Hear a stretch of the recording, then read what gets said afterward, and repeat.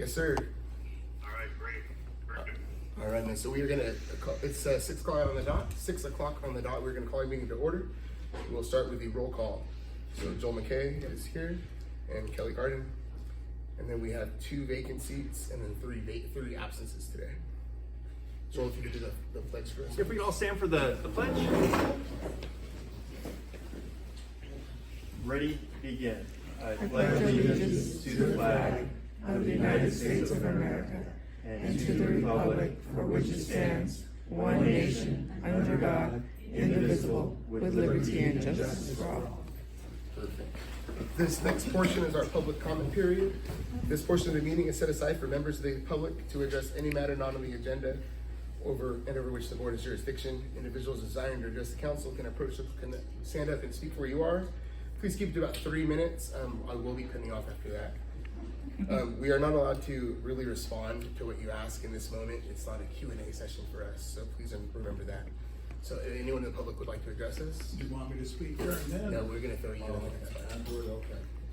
Hi, my name is Mary Hines. I'm a Roseland resident, and we need help collecting signatures for our petition. So if you want to get with me afterwards and give me your number, I'll give you mine, and circulate the petitions, word of mouth, that would be great. Perfect, thank you, Mary. Anyone else? I'd just like to make a quick comment. This is to the sheriff and the HP. The boulevard in the morning, where the kids, the buses stop lines out. It's probably not the Roseland people. People headed out to the base, and they're just sipping. Yesterday, a big box truck needed a temper stop. If a kid, dashes out, they're done. So I know you folks are busy out this morning, afternoon, but you can kind of help the bus drivers out because they don't need a temper stop. That's all I had, sir. Thank you. This is Director Mary Hines. Mary, how many signatures have we had got yet? No. I'm not sure because I have to take the labels and put them on there, and I'm more interested in collecting them right now. So you need somebody to help with those stickers on? Sure, if you want to. Okay. Can you tell us what the petitions are for?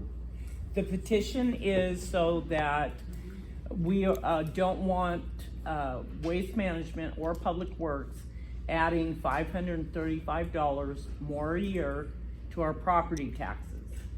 We don't want our property taxes touched. Any other members of the public? Marshall? Good evening, everyone. My name is Marshall Coleman, CEO and Director of Boys of Optimistic Manhood. CHP, I did get your call. I will definitely be contacting you after. I appreciate you guys reaching out. Karen has been amazing as well. Waste Management has been amazing as well. Some of the people that I service in the community, we're having things come out or flyers or whatever the case is, and there's certain groups that are hearing about it last minute. So they're starting to feel they're not invited, if we can put it that way, whatever the case is, or they're not having the same resources as others are having. So I would like to see what we can do as far as that issue being resolved, besides it being something on social media, because everyone does not. If you email it to me directly, we're Rmac is members of everything. Okay. So I can just shoot it. I have no problem shooting it out. That's perfect. I put up something or whatever, or the response that I got was kind of disappointing to the sneaker ball that I wanted to put together for some of the kids that were not able to go to their own dances. Now, as far as the location part, I'm still trying to work on or whatever. I got plenty of feedback from Lancaster, and the parents here heard about it last. So on our Rosemont pages, I don't know if there's something we need to do to improve on Rosemont pages. I feel like if we're one community, we should be sharing each other's stuff. They listen to some people where certain audiences don't get to everybody else. I think we need to do a better job getting to everybody. Once again, like I said, CHP, I do have a couple people that are interested in your SOAR program. But we do, if we are a community, we have, like I said last time, we have more people moving this way. If we want to get ahead of it, we need to get together and put certain stuff together for our youth, because if we do not do that, it is going to be a problem area. I am trying my hardest to get ahead of that. even to a point to where I am now in school myself taking psychology and child and family education. So I'm taking this area serious. I would like to get the support from others. Thank you. Thank you, sir. Any other members of the public? Sir? Is there any kind of long-range schedule for road work to be done in Roseman?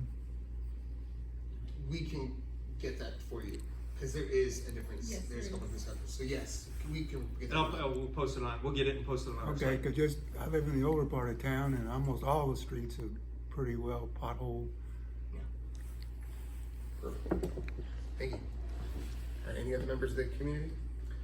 All right, community leaders report, Kern County Sheriff's Office. Welcome back, sir. Nice to be back.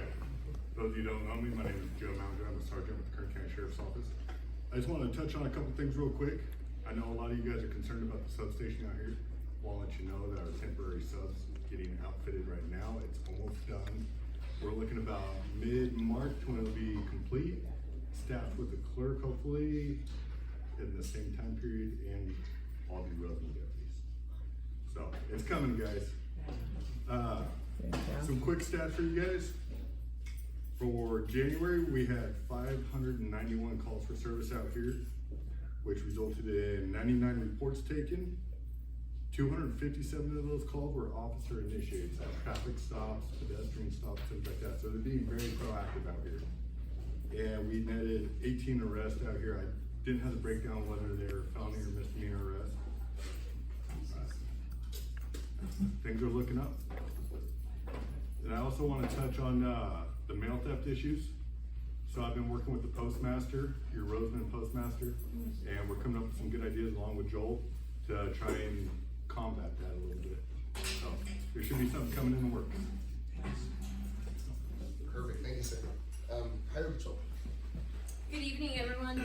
Maria Pagano, Commander Mojave area. I'll just share some quick stats with you. I know we have a guest speaker, so try not to take too much time. So as far as traffic collisions, and this is including January and up to yesterday, that's the numbers for all of them. We've investigated 94 traffic collisions for East Kern. Out of those, 26 were injury collisions. That's almost a 50% drop from last year's same time period, so we like to see those numbers. DUI collisions, we investigated 6. Last time this year, 13, so that's also gone down. What's gone up is DUI arrests. We've made 51 DUI arrests, and last year we had 35 at this time.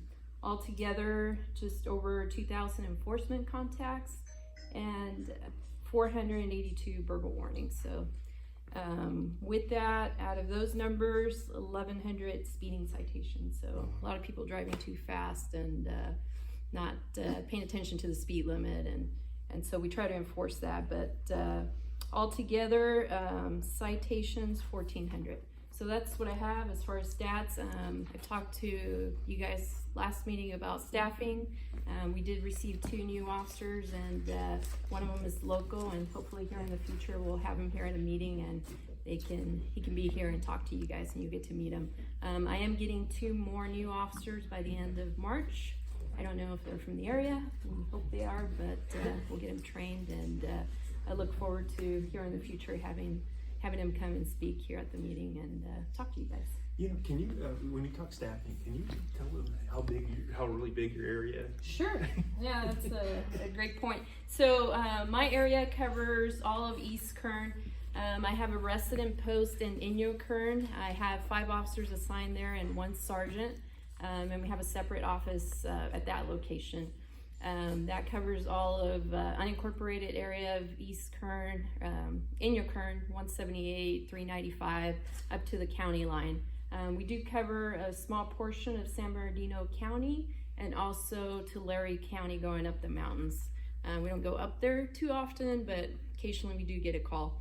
The rest of the area, it's basically from Hart Flat on State Route 58 all the way to the county line in San Bernardino, which includes Boron. We have Roseman, Mojave, unincorporated, Tehachapi, all of East Kern. So pretty big area. With that, currently I have 31 officers assigned for the area and 4 sergeants. So you do about the drunk drivers? Just give them a ticket or take them in? So it could be either one, depending on staffing and the conditions. If they have a prior DUI, they're going to jail. The reason I'm asking is because on Friday nights at the Tradesman's Mobile Home Park in the clubhouse there, Sure. I put on a real nice AA big book study at 6 o'clock. I'm promoting myself here, but it's for AA. Yeah. So if anybody's interested in putting that out, or somebody needs to know that, Sure. Yeah, that's great information. food for thought. Yeah, but most of them do go to jail. There's times they do get released, and if they have somebody that we could release them to, that's going to care for them. But again, if they have a prior DUI or a warrant, they're going to jail. Or if it's an injury, a crash. Do you cover Ridgecrest? Is that something? Yes, unincorporated Ridgecrest, in your current Ridgecrest. Yeah, it's a pretty big area. Anyone else? Thank you, Thank Commander. you. We don't have no from Tom Mackey's office, right? No. And Carlo is retired? Carla's retired, and then Carly left. Carly left. Carly's with Pacific Steel Group. Oh, nice. Good for her. All right, Rosemead Chamber of Commerce. Anyone want to speak for there? There's a really pretty lady in the back. So I just want to go over the Christmas event since I didn't come to the last meeting.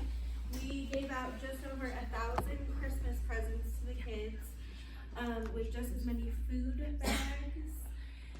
And a lot of the feedback that we got from parents were they need shoes and jackets. Presents are really nice for Christmas, but they need shoes and jackets. So for Easter, March 30th, we are having an Easter egg hunt. Wayside Chapel did donate almost 20,000 Easter eggs to us, so we're gonna stuff those. There will be slotted times for the kids to do the Easter egg hunt. Special need kids go first, because another thing we learned at the Christmas event, they need to go first. They don't have the patience. They can't wait. Some of them don't have the mobility. Yep, so they will be going first. This is a community event. This is not a craft event, so there will be community booths, health, food, anything that you could possibly think of. We're trying to get everybody to come in to have their own booth. The kids do have to register for these shoes so we can buy the correct sizes. The school is going to put out a QR code so the parents can register their kids. That's going to go through Parent Square, so everybody in every school will get them. We are looking for sponsors, either to sponsor the event so we can buy shoes and buy the candy and socks, or you can sponsor your business and we'll put your name in an egg and then they'll get like a basket that you provide. We have almost 200 children signed up. That's just through Facebook posts. That's not even going out to the school yet. We are a fully boarded Chamber of Commerce now, and we've had dozens of people join over the past couple months. So it's been really good. We're starting infrastructure changes on the chamber. We've already got rid of a ton of furniture. We're gonna knock down the middle wall so we can have more events and things. We're putting a shed in the back so we can have concessions. Juan here, he is our newest member. He is with the Snack Zone and he's been, the gumption on this guy is super awesome. So he's planning a full set of comedy shows, and some of the proceeds are going to be distributed to the causes. I don't remember the causes. Yeah. Where is the event to be held? So the Easter egg hunt is going to be on the track and field ground at West Park Elementary School on the grass. The comedy shows will be at the amphitheater at the chamber. Do you want to talk about your shows? I put flyers in back. Hi everyone. On the spot. Hi everyone. I'm Juan, the new director of the Chamber of Commerce. Most of the proceeds will be going to the VFW and to another program that I still haven't named yet. Just come out and support. We're gonna have the vendors. Just try to reach out to the community. I hope to see you all there. Thank you, Juan. Thanks. You gotta tell them about the awesome lunch we had today. We did. So before in the past, The chamber only met at Guido's, but this year we changed that, so we're meeting at different restaurants all around town because we're a chamber of commerce. We're spreading the commerce. So today we had it at Patty's, super fantastic. There was 15 of us. Yep, and next month it will be at Las Margaritas, and Jesse is also one of our new board members. He is our VFW consultant. Thank you. RCSD, Roseman Community Services District, do you have any updates for us? There's, water supply is good, there's really nothing else going on. And I say that I show to the meetings, you're more than welcome to come here when we have one, but the big thing that you're gonna start hearing a lot of, that we're gonna have to make peace with, is, PFAS. The plastics in the water, plastics in the wastewater, and everyone has to deal with it. But as of now, folks, I will tell everyone, we have the safest, best water supply probably in the state. We're good. We're looking to sink another well, because we have one that has, arsenic, and that's being looked at, but currently where we stand now, we're in a good way. Thank you. Thank you, sir. Do we have anyone from the school district? No. Antelope Valley Citizens for Responsibilities of Water? Hi there, I'm Randy Scott. Sorry I missed the last couple of meetings. As you probably know from all the recent rains we've had, we're doing pretty well as far as precipitation in this water year. The water year starts 1 October, goes through 30 September. Northern California is actually slightly above average. Middle and Southern California is slightly below average overall. In the state's about 94% of average. The reservoirs are all doing really well. They're all well above their historical averages. Some of them are actually full, some of them are near full, so doing really well. Locally, in the local watershed, we're at about 45% of the average, which is not anything to be concerned about, at least so far. And the overall temperature, by the way, this also tracks temperatures, is just about a degree above the historical mean for so far this year. Snowpack wise, doing really well. Northern California is 119% of the percent of normal for this date. Central California 90%, Southern California 74%, overall average is 94%. Given all of that, as far as the rain we've had and the reservoir conditions and the snowpack, which contributes of course to further down than once it melts, the State Water Project upped the allocation to 20% out of the, basically out of the aqueduct, locally as serviced by AVEC and so on. 20% usually provides pretty much all the water that most of the users need that get that out of the aqueduct. As far as predictions, they're really predicting pretty much average, if you want to call it normal, as far as precipitation, about equal 50-50 relative to our current average going forward. The same as far as temperature outlooks. The Old Farmer's Almanac, which, by the way, the Old Farmer's Almanac, according to them, spring starts on Saturday, March 1st. The astronomical charts of what most of us go by is March 20th. They're predicting about normal temperatures in the spring. Maybe some La Nina conditions would continue in March and April, and so it'd be a little bit drier in the south. And by the way, the snowpack, I'm sorry, go ahead. On the almanac, did they state last date of frost? I'm sorry? Last date of frost. I didn't see that in there. I didn't look for that, but no, I'm sorry, I don't know that. By the way, the snowpack, if it reaches 100% of normal, which it likely will, that's the third year in a row, and that's kind of a new record, at least a new modern record. And the snowpack provides about 30% of the state water. That's about all I had. Any questions? Any other questions? Perfect, thank you so much. Thank you. Appreciate you. And Ms. Candace Sanders. So I'm Kern County. Yes, you are. Yeah, heck yeah. We all are. Sorry about that, my tongue got tied. I'm Karen Sanders, I'm the East Kern representative for the 2nd District Board of Supervisors, Chris Parlier. He's newly elected. He is drinking from a fire hose right now because there's so many gears turning. The district is the largest in the county. It goes from Fraser Park, Pine Mountain Club, all the way past Boron to the San Bernardino County line. It goes to the Los Angeles County line. It touches the Inyo County line. It's big. So we're doing our best. To answer your question about streets and roads, there are several projects that are upcoming in Rosemont. There have been several over the last couple of years, but there are more. They have to be planned. The grants have been, or the money has been set aside for it. Some of them grant money, some of them just from the county budget. And they're in the planning stages, the ones that aren't completed yet. Your neighborhood, I'm not sure where you are, I don't know, but that is, you know, it's 2 blocks east of here. okay. All right. Well, thank you for that. There are road projects that are coming up. Just let me leave it at that. The supervisor is very concerned about what happens in East Kern. He's doing, he's trying to attend as many functions and meetings as he can. In the meantime, you have to put up with me, who doesn't know who she is. I have cards if anyone would need a card. It has my cell phone number and an email address. And if there's any other questions maybe that I can answer, I'm happy to take those. And if you don't have any, yes.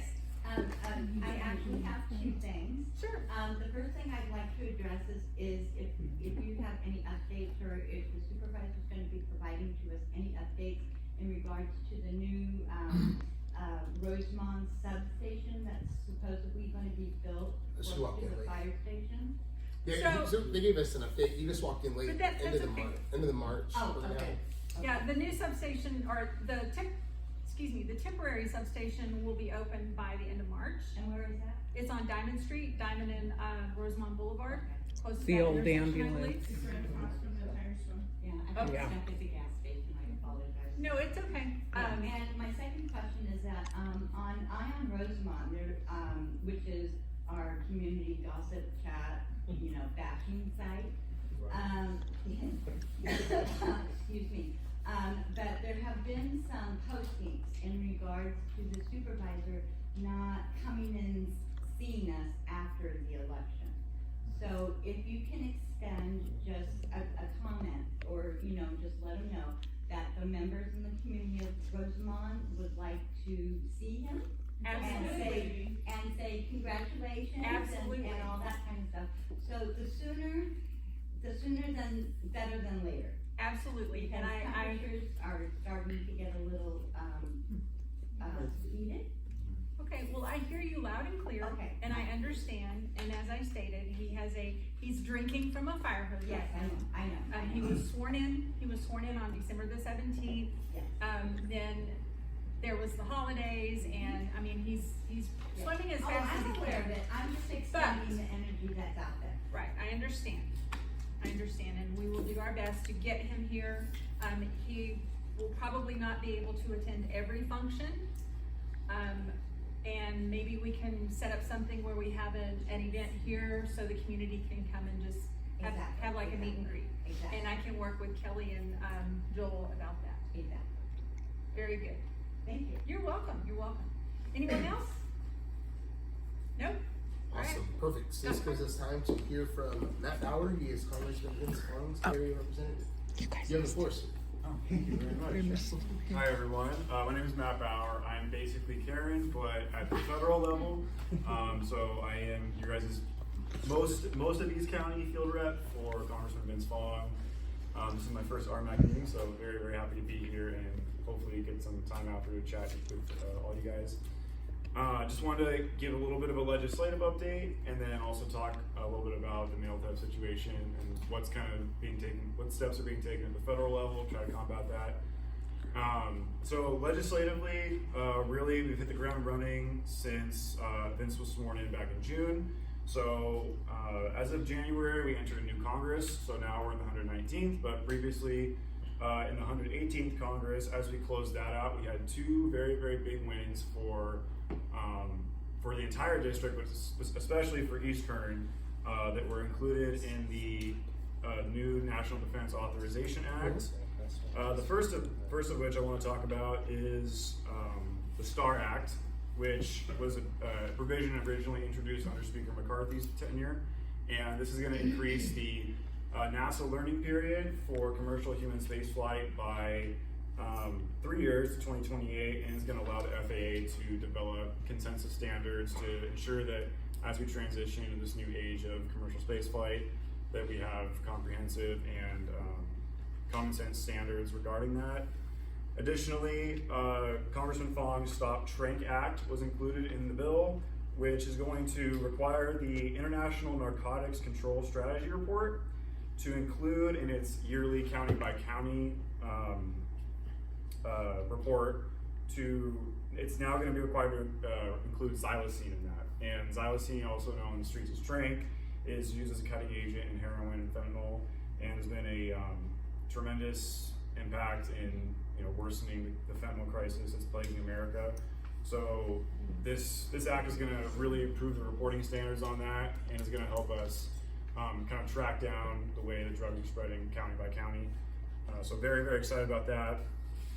Additionally, the Congressman was a co-sponsor on the Social Security Fairness Act, which was signed by President Biden shortly before his term ended.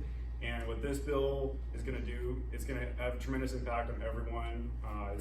It eliminates the government pension offset and the windfall elimination provision. So if you are currently receiving pension benefits, but in the past you paid into Social Security, this is now going to allow you to receive both. So instead of opting out of Social Security, you're now going to receive both of those benefits. So very, very excited about that. Going to put a lot more money back in people's pockets. Yes, sir. What do you have to do to claim that money? That's a great question. I know that we haven't gotten all of the guidance as to that yet, but in a little bit, if you are still having issues with that, you can reach out to our office. We can facilitate that communication between I yourself. asked that because I was a flight test engineer at Edwards, and since I retired with DOD, they cut the Social Security that I get by half. Interesting. Okay, yeah, let's talk after. We can work it out. Sound good? Awesome. Okay, so that brings us to where we are now in the 119th Congress. Congressman Fong has introduced a couple bills that are really important. First being the Clergy Act, which is going to allow pastors and other clergy members and community faith leaders who in the past have opted out of Social Security to now opt back into Social Security. So going to help kind of allow these community faith leaders to help dictate their own retirement plans. Additionally, we have introduced our ACERO Act, which is going to authorize NASA's ACERO program for an additional $15 million and continue the R&D that they've already been conducting for unmanned drone flights in wildfire situations. So very timely, yes. What is the ACERO program? So ACERO stands for the Advanced Capabilities for Emergency Response to Operations, and it's all about funding these R&D research for unmanned drones. So in the context of wildfires and a situation where smoke is too dense or it's too dark out or visibility is just low, this research and the unmanned drones that will come from this is going to allow firefighters to continue to fight these fires despite these poor visibility conditions, while also taking firefighters out of harm's way directly. So really hoping that one makes its way through the House. And then also kind of building on that aerospace aspect, which is very, very relevant out here in East Kern. We've reintroduced our Rmac Act, which stands for the Making Advancements in Commercial Hypersonics. And what the Rmac program does is at the federal level, it promotes the collaboration between NASA and private companies to develop commercial human spaceflight. And as this is becoming a larger and larger industry, not only in East Kern, but throughout the world. This is really gonna help cement America, but again, especially East Kern as being a leading force in that push toward commercial human spaceflight. And so that's pretty much the big ticket items that we've got going on legislatively so far. And then, okay, so mail thefts. I know this is a very pressing issue to this community. From what I found, though, unfortunately, this is a national problem. And so since believe it was, let's see, between 2019 and 2023, there's been an increase of 139% nationwide in the total number of mail theft throughout the entire country. And most of this has to do with very similar issues to what we're experiencing here, with mailboxes in particular, the cluster mailboxes. They're being broken into. You know, I think here you mentioned how they're just being cut up from the ground and just taken away, right? So at the federal level, what we're trying to do to combat this, a few years ago there was something introduced by the USPIS called the Project Safe Delivery, and I've got a little bit of a brochure if anyone would like to take a look at this. But essentially, this is the federal government, specifically the USPIS's response to this growing mail theft issue. It takes primarily, it utilizes the target hardening technique, so making sure that these mailboxes are better secured, taking like the lock systems and making them electronic instead of just where they are now, and making them a lot more secured. Additionally, it also advances intelligence-led investigations regarding instances of mail theft. It deploys communications and increases prevention awareness throughout communities. They're investing tools, technology, and data analytics, and then also deploying advanced training. The whole idea behind Project Safe Delivery is to implement a holistic approach toward combating this issue, not just target hardening the mailboxes, but also making sure that mail carriers themselves are safe, because one of the other trends going up too is robberies amongst mail carriers as well. And there hasn't been a very definitive reason as to why there is an increase in mail theft, but just given the yearly trends, the suggestion is primarily criminals are doing this because in order to commit check fraud, right? And especially in 2020, following the pandemic, stimulus checks that were sent out in the mail, there was a massive spike in mailbox thefts. So it seems like that is a trend that is just continuing on as in what we see today. But if anyone here has been a victim of mail theft, our office can help. If you guys want, we can sit down after. I've got some privacy release forms, and what our office can do is facilitate the communication between yourselves and the Postal Service. And then also if there is a instance where a mailbox is damaged, we can call the Postal Service, get them to come out to repair that mailbox. Additionally, hopefully also to repair or even replace locks if that's an issue as well. So if any of you have been victims or you know anyone's been victims, I've got a bunch of business cards, happy to pass them all out. Feel free to contact me and we can try our best to help resolve these situations for you guys. Matt, I think one of the smaller issues, I'm a firm believer in the broken window theories. Yes. So in the scheme of things, mail fraud isn't real big on the spectrum of federal crimes. But if we don't start prosecuting them and having some repercussions for it, we're not going to stop it. So if we, like I said, if congressmen could stay on the Postal Service, if they do catch somebody, prosecute to the full extent of the law instead of this little slap on the wrist and tell them don't do it again. Absolutely. That's actually another one of the initiatives is in Project Safe Delivery as well, is making sure that U.S. federal jurisdictions are in alignment as to how we're prosecuting mail theft. That way it's more consistent. Yes. I am actually a victim of mail theft. We had the communal boxes. Yes. Ours was not cut off. They actually used a crowbar and ripped off the backs of the boxes and the fronts of the boxes. When contacting the post office, none of the rest of the boxes, none of the mail, not all the mail was taken. There was mail still left in boxes that was still laying there. After it being reported, there was mail still in the pickup, so for the outgoing mail. Contacting our post office and reporting it, no mail carrier came out to collect all the mail from all those exposed boxes. No one came to pick up the mail from the outgoing mail, and when asked, I was told that, well, it's technically not our property. It belongs to the developer of the community. So we need to contact them in order to rectify the situation, and we don't know how long it's gonna take for you to get a replacement general mailbox with keys. This is what I was told. Postmaster didn't do squat. So, and we have issues similar to this happening today. And what can the congressman assist us with in assisting with how we can get things rectified with the post office or the postmaster, and the mail carriers who do not bend packages. I don't know if they are actual U.S. employees, because someone says that they are contractors, that the post office hires, but they are not actually United States postal workers, but contractors for.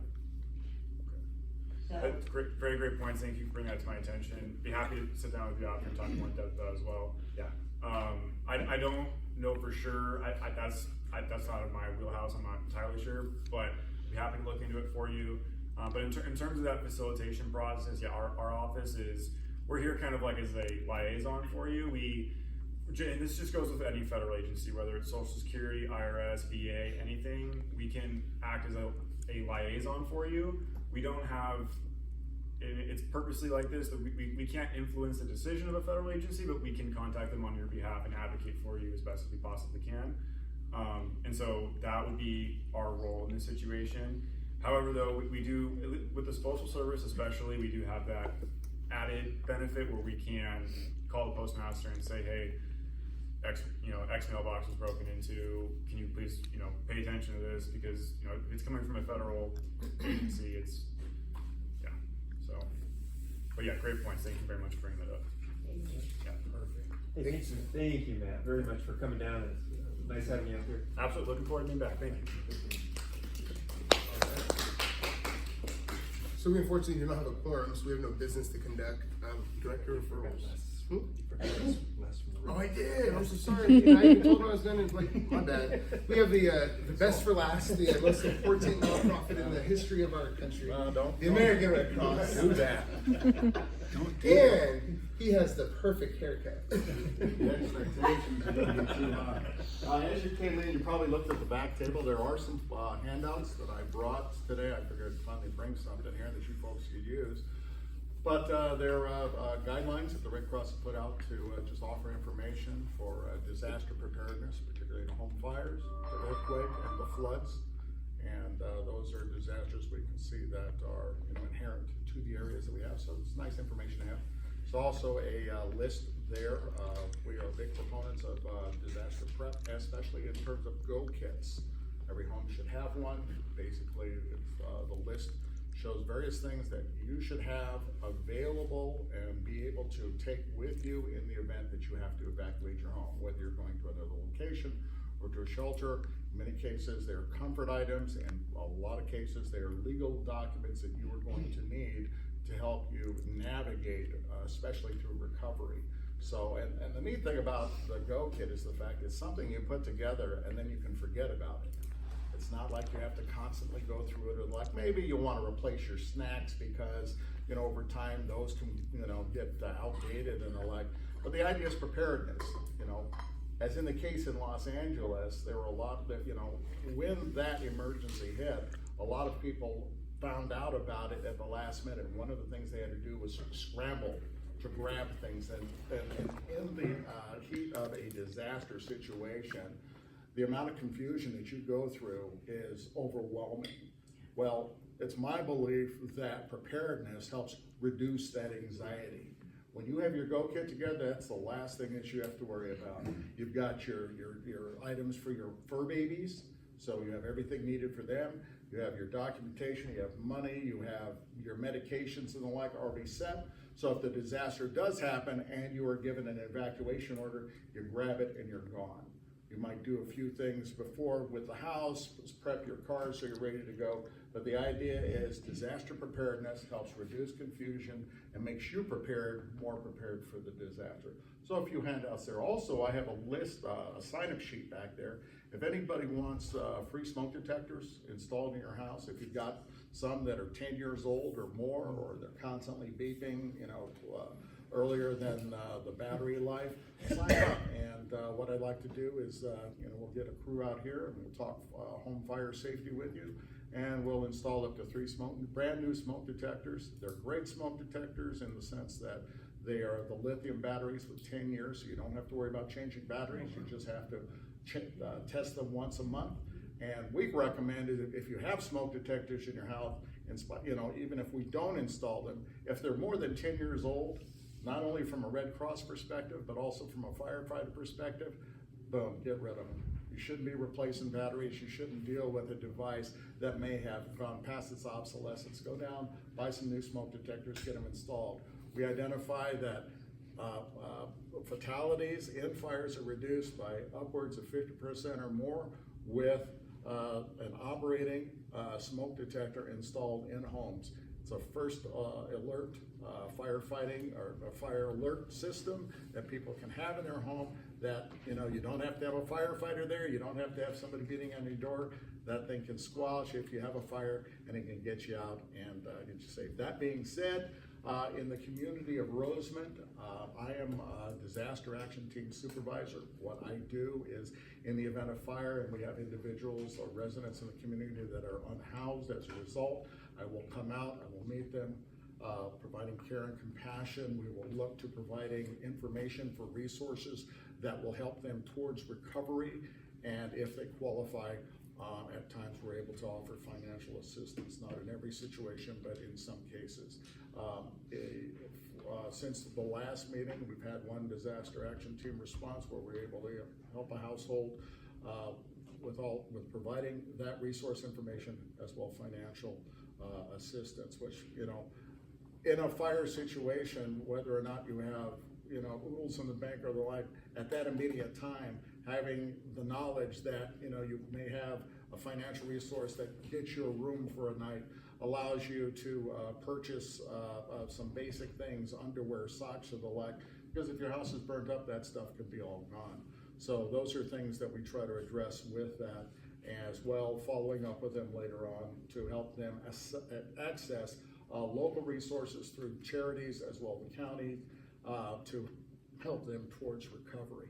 I'm also a blood donor ambassador.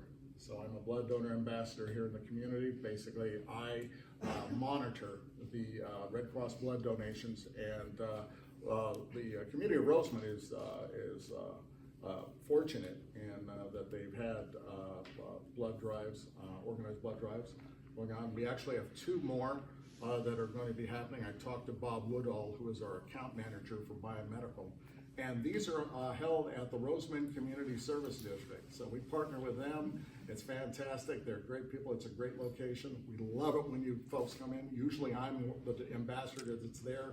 So you see me here, you're going to see me there too. So if you're sick of me here, you're going to be sicker of me there, but that's okay. We want your blood. We want your blood. Blood is life-saving. Blood that is donated here goes to the local hospitals. And they're used in the surgeries, they're used to help treat burn patients, they're used to help treat cancer patients, they're used in the emergency room. Antelope Valley Hospital is a trauma center, and the blood you donate here may save a life. A trauma victim that could be involved in a serious accident or mishap here that goes down there and needs that blood. So the dates that I found out from Bob are going to be June 5th. That's going to be from 12 to 6. And it's going to also be December 11th from 12 to 6. So I hope to see you there. And if you're already a donor, thank you, and I hope to see you back. And if you're a new donor, I'd be happy to have you down there. You can sign up online at the redcross.org website under blood donations. Be able to isolate down where it is and sign up for those donations. I am also a government operations liaison, which is a fancy name for being an agency rep for the Red Cross. I basically cover all of eastern Kern County, so from all the way from Ridgecrest all the way down here. We have very few volunteers with the Red Cross here on the east side, so I'm committed to getting volunteers. So there's actually a sheet up there for volunteers too, and I always tell folks, volunteer. We'd like to have, what I would like to have is at least 1 or 2 people that are embedded in each community, and particularly in Rosemont. 1 or 2 volunteers that would be available for tabletop demonstrations that would be available to assist with our sound the alarm events that I want to ramp up here, which is the installation of the free smoke detectors in homes. Also for disaster action team responses, to be able to respond to community members and offer assistance there. And particularly in the event of disaster as shelter workers, where if we have to set up an evacuation shelter, these individuals would go set up the shelter, be the personnel that would be there to greet, as well offer, carry compassion, and as well support to those individuals that have become unhoused. So those areas I'm working on. But also in my capacity as GovOps liaison, I participate with the Kern Operational Area Group, which is out of the Kern OES. And what's really neat, or what's, they used to have, this group used to meet some years ago, but they slowed down when COVID hit, but they've come back up. These are all of the department heads or department individuals for all of the county agencies. They all get together, we meet together quarterly, and one, it's relationship building, but also one thing that we're doing, and Kern has embraced, is we're looking at getting everyone qualified and certified in Emergency Operations Center operations. And that's important in the sense that there's familiarity and continuity during an emergency, and everybody's understanding the same thing, and everybody is moving in the same direction. And that's important from an operational level and from a management level to ensure that down here on the ground, everything is being done that is supposed to be done. So I'm excited to be a part of that. We've actually got a tabletop exercise that's coming up in March, in the latter month, that we're going to be participating. So there's a lot of building going on there in terms of capacity and being able to handle our disasters effectively in Kern County. So that's really good. Outside of that, that's pretty much it, I think, that I've got. Does anybody have any questions? Oh, hi. Yeah. I spoke with Teresa. Yes. And I wanted to know if. Hi, Teresa. Yes, she got there. To get something done here with the seniors. Right. Because on Tuesdays and Thursdays, we have bingo here. I think we talked about that, We did. so we'll need to talk and get together about that. Yeah, we'll talk and give me a number and a contact, and we'll have some conversations and see what we can do. In particular, I know that in California City, we've got they have an event that's going to be coming up. We're going to be doing a tabletop there, basically providing information and the like there. We also have a program called Be Red Cross Ready, and it's actually kind of a disaster preparedness. So we can talk about that, and I'm actually an instructor for that. Have not done one, but from my prior job at the fire department, I've given plenty of these tabletops and show me's and the whole shot, so it shouldn't be too much of a problem. The resources there, so looking forward to doing that. So this might be my inaugural opportunity to get out and teach something again, so looking forward to that. So any other questions? Yes, sir. Oh, I'm sorry. Well, let me go ahead and finish it with you. Go ahead. Him and I went to, was it with Red Cross? No, it was CERT. The CERT was for like 9 weeks. We took a first responders course. Right. For 9 weeks, and it was really, really intense and really good. Right. And we passed. Oh, good. Well, I'm happy to hear that. That's important. We're certified. There you go. You're a disaster responder. Yeah. So I'm going to be calling you. What old do you think I'm? I've got people coming from back east to assist in LA. Yeah. And they're old too. And they're out there for 2 weeks sleeping on cops, but you know what? They're out there for the benefit. And I'm not shaming you at all. But what I'm saying is that age is not relative. I just had a birthday at the beginning of the month. I'm 66 now. You're young. Yeah. So, and I am young. I mean to say, and that's really funny that you mentioned that, because at 66, I think I'm older, and then I run into somebody at 70, 80, I said, I'm still a child. Yeah. But so yeah, respect to those that are much older. But yeah, being a disaster responder is important, and if nothing else, just basically for your own preparation and your awareness in the event of the situation. Exactly. Yeah. Exactly. And how to go into a house if it's burning or something like that, which would go and get. Yeah. You had a question, sir? Yeah, the detectors you speaking of, do they just smoke, or do they have one that's a combination smoke and carbon monoxide. You know, we install smoke. We don't install smoke and carbon dioxide. I do know that we have special smoke detectors that alert with lighting and the like for people that are deaf, and we have those available too on a special request and special circumstance. And those are available for individuals that might very well be hearing impaired. But as far as carbon monoxide, no, we don't install those. No, they're just straight ionization detectors. Right. All right, thank you, sir. All right, any other questions? We're good? Thank you. All right, so like I said, we do not have a quorum, so you do not have any business to discuss or vote on. So there's director referrals and comments. You have anything? Yes, I wanted to shout out to RCSD. I think in April, when the weather warms up, they volunteered. We're going to, with Flood Ministries, Flood Ministries are going to bring out some portable showers to the plant out there, Rick. And they're going to be I think, every couple weeks or once every couple months? There's a set schedule. There's a set schedule, but they're going to be coming out here and allowing happening in the community. And if you have any questions, you see something, say something, potholes, reach out, DM Rmac. If I don't know the answer, I'll reach out to Karen and she'll point me in the right direction, and I don't mind following through and finding answers for you. So, I have a question. When I first moved here, we had maintenance on the sidewalks and the trees and the trimming. What happened to that? you know what? That's a sore subject with me, and I've been beating it to death. When you see something, reach out to me, and I will. The county is reactive, so I'm trying to get them to change to proactive, but that's a slow process. So when you see areas, identify areas, reach out, shoot me an email, let me know what areas, and I will personally call Public Works and make sure it gets done. Because I have a tree that was planted probably 2 feet from my brick wall, and every year it sprouts and the roots get under my brick wall. Your wall's gonna go down eventually. It's going to, and then I go out and I have to trim the trees over the sidewalk and the streets, the names of the streets, so that if we ever had a fire, which we do up there, fire department will know what street is what.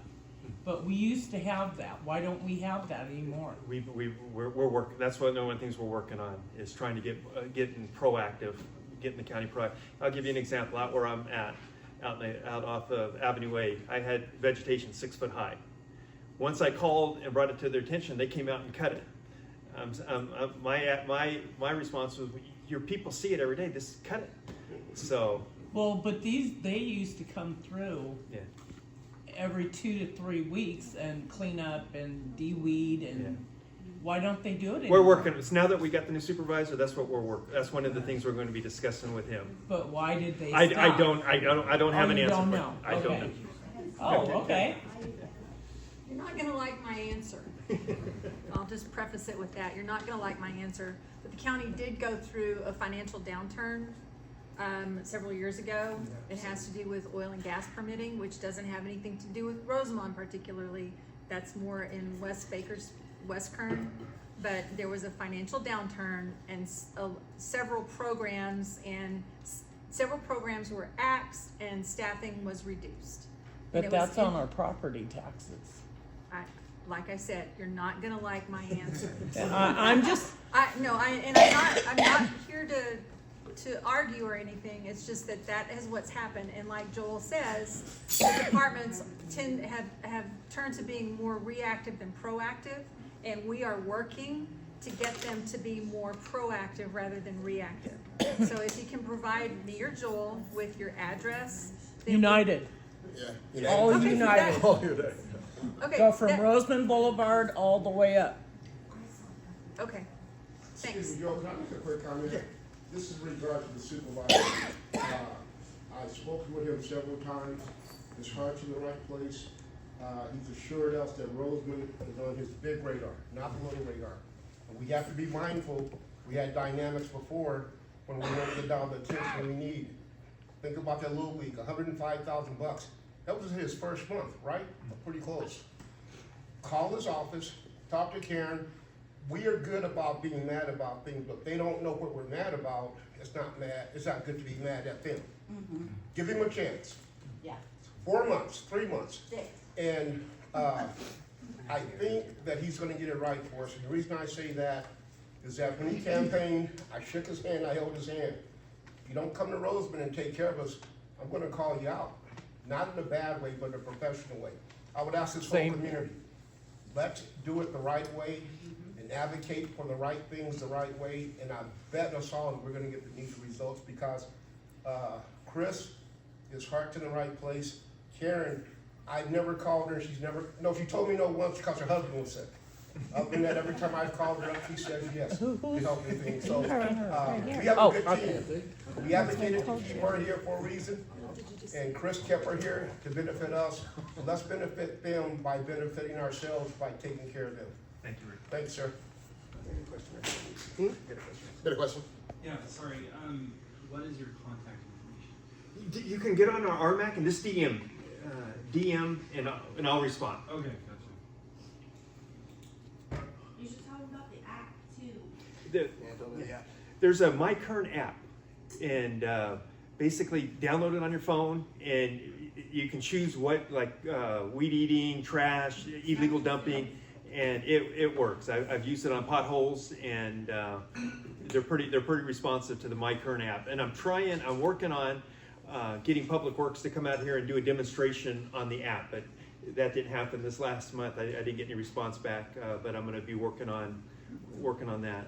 And I would say there's another app called Ready Kern, which is fantastic and makes you aware and keeps you up to date of disasters that are happening in Kern County, especially evacuation orders. So you should have that on your phone also. Very, very important. So My Kern and Ready Kern. Was there a train derailment in the last couple of days? Yes. Last week, so, yeah. Yes, there was. Which one? A couple days ago. No, actually it was Tuesday. This past Tuesday, and it was, Monday or Tuesday, and it was By the loop. closer to Keene. Okay. The loop. Keene, Caliente, that area. Yeah. Yes, True Tech. This is kind of miscellaneous. Do we have any information on if the digital divide program is ever coming back or whatever? Digital divide. Teresa, I'll have a chat with you. Okay. thank Yeah, you. I don't know the answer to that question, but Thank you. that, I know that's Curious. important, yeah. All right. Hey, next month, real quick, we're going to have Chief Levig. He's the chair of the Sheriff Advisory Council. It was a Department of Justice program that county was instructed to do, and I'm part of it. I represent Kern County. So anything sheriff related, policies, everything like that, he's over. So that'd be a good meeting to attend next week. If you have any problems in the sheriff's department, you can call dispatch and had any issues. It'd be a real informative meeting it'd be a real informative speaker next month. Is that on the 20th? The third Thursday. It is Third the 20th. Thursday. 20th. 20th. Got it. That's all I can tell you. So we're gonna challenge ourselves to donate $100 towards the shoe drive. I'd like to challenge as board members. I'd like to challenge RCSD to match us on that. $100 per board member. But that's my wife. Hey, mine's in the back, the pretty blonde. That's mine. She controls our pocketbooks. I'll take it back to the challenges for what, so I'll get it. $100 per board member, and then a sponsorship for the shoe drive. Shoe drive, okay. I have all the paperwork. Yeah, Sean's whole paperwork. And then we're also going to challenge the school district. They're not here, but I'm going to challenge each of them as well. Miss McKay, that was my preschool teacher. She left me once when I was 4. Oh, dang. He left me when I was 4. Trauma. Any more on the urgent care? On the what? The urgent care? So I've seen it a couple times now on different postings. So I actually talked to Christina Scribner. She works for Adventist, and she told me at the beginning of this month, on the 3rd, I believe it was, when I saw her, on the 5th, when I saw her in Tehachapi, that the urgent care should be open within the next couple of months. I tried my best to keep on top of that information, and that's all that I have for right now. As long as there's progress. Yeah, That's what I've been told, but then I've been told other things before too, so. Where's that going to be? Adventist. Adventist, Adventist Care. In where the finish line used to Albertsons be. Shopping Oh, Center. okay. be a health clinic, so. Where it used to be, Yep. and then gone. Yeah, and different Shores used to organization be, now. and they're gone. And supposedly, what I was told at some of the meetings I've been at is they surveyed the base, they surveyed all the insurances out here, and they want to make it. I guess one of the reasons Palmdale didn't last is they didn't take everybody's insurance. Only Medicare. Edwards Air Force Base couldn't use it because they wouldn't accept. So hopefully, it's going to be structured a lot better, and we use it. Universal insurances, That would be HMO, fantastic. PPO, the base. Okay. So yeah, that's it. I encourage everyone to donate blood. The first time I ever donated blood was because I was failing a science class and I got extra credit for it. I highly recommend it. And then the second time I got free tickets for a hockey game. We give out swag. Yes. So if you donate blood, first off, we're gonna give you water or juice.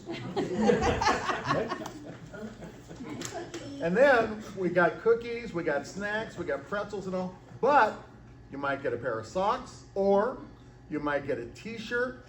Okay, we got some great stuff, you know. And you know, it's unique. You're not going to find it anyplace else other than a Red Cross blood drive. So I'm just saying.